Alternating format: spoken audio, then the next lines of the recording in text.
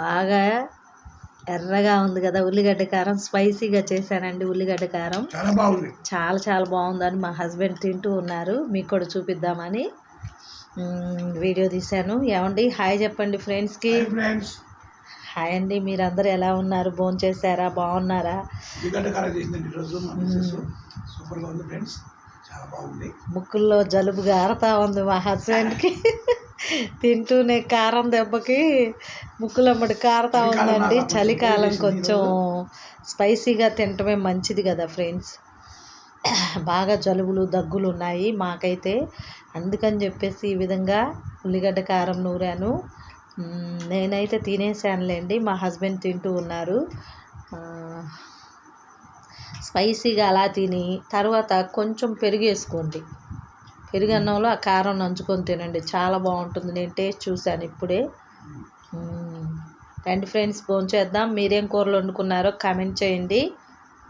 Morning అయితే నేను తోటకూర చేశాను ఫ్రెండ్స్. పెరుగు ఇప్పుడు పెరుగన్నం తింటున్నారు తను. కారం నంచుకొని తింటే చాలా బాగుంటుంది పెరుగన్నంలో. ఏమండి తినండి.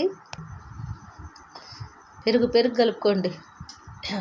సాల్ట్ కూడా వేసాను పెరుగులో. స్పైసీగా తింటే ఆ ముక్కుల్లో ఉన్న జలుబు అంతా బయటకు వచ్చేస్తుందండి. ఈ చలికాలం అంటే చాలా సఫర్ అయ్యాం మేమైతే ఈ చలికి.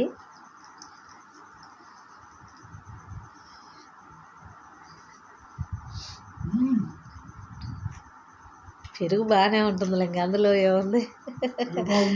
కారం నంచుకోండి పెరుగులోకి, బాగుంటుంది. అలాగ పెరుగులో కారం నంచుకొని తింటూ ఉంటే సూపర్గా ఉంటుంది కదా ఫ్రెండ్స్.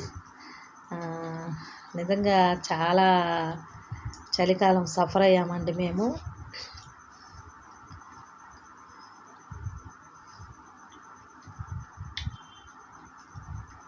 ఫ్రెండ్స్ మన గురించి పట్టించుకునే వాళ్ళని మనం కూడా పట్టించుకోవాలి.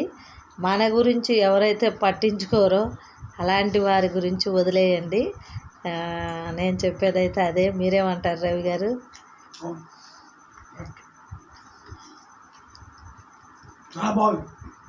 అద్భుతంగా ఉంది పచ్చడి. కారం ఉల్లిగడ్డ కారం సూపర్గా ఉంది. పెరుగులోకి ఇంకా ఉల్లిగడ్డ కారం నంచుకొని తింటే చాలా చాలా యమ్మీగా ఉందండి. పురాతనమైన టేస్ట్లు అనమాట ఈ పూర్వకాలంలో మన పెద్దలు తినేవన్నీ. ఓకే బాయ్ చెప్పేసేయండి ఫ్రెండ్స్కి. క్లోజ్ చేసేద్దాం ఇంకా. Bye bye friends.